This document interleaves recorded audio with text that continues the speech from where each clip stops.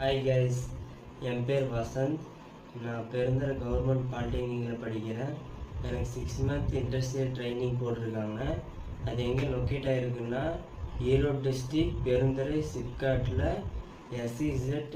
அது என்ன கம்பெனின்னா கோரல் engineering works அப்படிங்கிற கம்பெனியில் எனக்கு 6 month இண்டஸ்ட்ரியல் ட்ரைனிங் போட்டிருக்காங்க. அங்கே என்ன மேனுஃபேக்சரிங் பண்ணுறாங்கன்னா காயில் மேனுஃபேக்சரிங் பண்ணுறாங்க. நாங்கள் ஃபஸ்ட்டு உள்ளே போன உடனே ஒரு மீட்டிங் போட்டாங்க. மீட்டிங் போட்ட உடனே நீங்கள் சேஃப்டி ஷூ தான் போடணும் அப்படின்னு சொன்னாங்க. அதுக்கப்புறம் சேஃப்டி வந்தார். சேஃப்டி வந்த உடனே நீங்கள் சேஃப்டியில் இந்த மாதிரி தான் க்ளவுஸ் யூஸ் பண்ணணும், இந்த மாதிரி தான் மாஸ்க் யூஸ் பண்ணணும் அப்படின்னு சொல்லி ஃபோட்டோ வீடியோலாம் காமிச்சாங்க. அதுக்கப்புறம் எந்தெந்த செக்ஷனுக்கு எந்தெந்த மாதிரிலாம் க்ளவுஸ் யூஸ் பண்ணணும், மாஸ்க் யூஸ் பண்ணணும் எல்லாமே காமிச்சாங்க.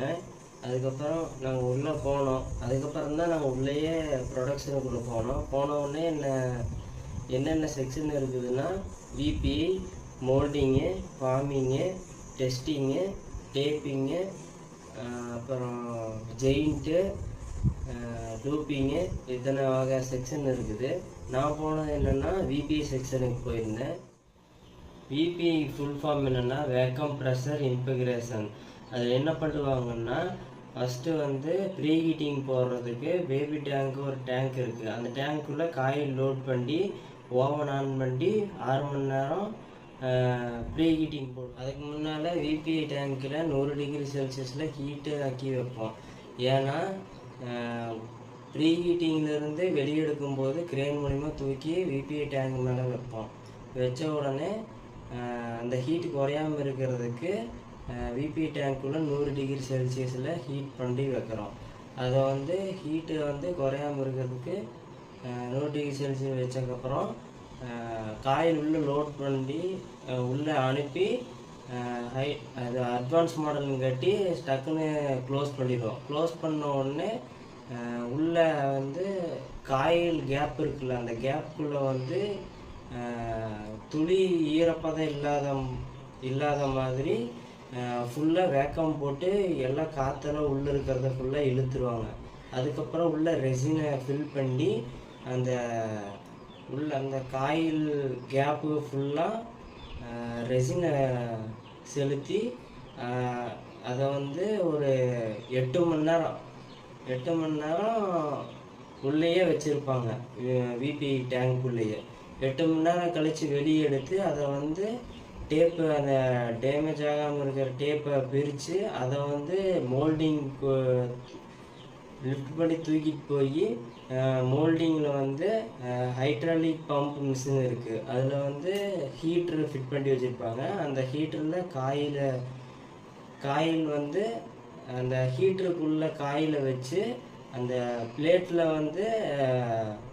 பிளேட்டு 2 பிளேட்டு இடையில வச்சுருப்பாங்க. அதில் சிலிக்கான் பேஸ்ட்டு பூசியிருப்பாங்க. ஏன்னா அது ஹீட் ஆகி ஒட்டாகாமல் இருக்கிறதுக்கு சிலிக்கான் பேஸ்ட்டு யூஸ் பண்ணியிருப்பாங்க. சிலிக்கான் பேஸ்ட்டு பூசி அதை ஹீட் பண்ணுவாங்க. எவ்வளோ ஹீட்னா அவங்க எவ்வளோ காயில் ஹீட் கேட்குறாங்களோ அந்த ஹீட்டு கொடுத்துருப்பாங்க. அந்த ஹீட்டு யூஸ் பண்ணி ஹீட் பண்ணுவாங்க. கீபார் எடுத்ததுக்கப்புறம் கோர் மார்க் பண்ணுவாங்க. கோர் மார்க் பண்ண உடனே அதை ஹீட்டிங் க்ளவுஸ் போட்டு ஸ்டாண்டில் ஃபிட் பண்ணி தூக்கி வைப்பாங்க. தூக்கி வச்சதுக்கப்புறம் QC செக் பண்ணுவாங்க. வெர்னியரை வச்சு சைஸு எல்லாம் கரெக்டாக இருக்குதா அப்படின்னு சொல்லி செக் பண்ணி பார்ப்பாங்க. அதுக்கப்புறம் ஸ்கேலில் கோர் மார்க்கு கரெக்டாக போட்டிருக்காங்களா இல்லைன்னு சொல்லி அளவெடுத்து பார்ப்பாங்க. ஓகே ஆயிடுச்சுன்னா அவங்க டெஸ்டிங்க்கு அனுப்பிடுவாங்க. டெஸ்டிங்கில் அவங்க டெஸ்ட்டு பார்த்து அவங்க ஓகே ஆயிடுச்சுன்னா பேக்கிங் ஏரியாவுக்கு அனுப்புவாங்க. ஓகே ஆகலைன்னா ரீஒர்க்கிங்க்கு அனுப்புவாங்க. பேக்கிங் ஏரியா வந்ததும் பேக்கிங் கவரு இதெல்லாம் வச்சு பேக் பண்ணுவாங்க. பேக் பண்ண உடனே அதில் இருக்கிற காற்றை வேக்கம் போட்டு இழுப்பாங்க. ஏன்னா உள்ளே இருக்கிற ஈரப்பதத்தை வெளியே இழுக்கிறாங்க.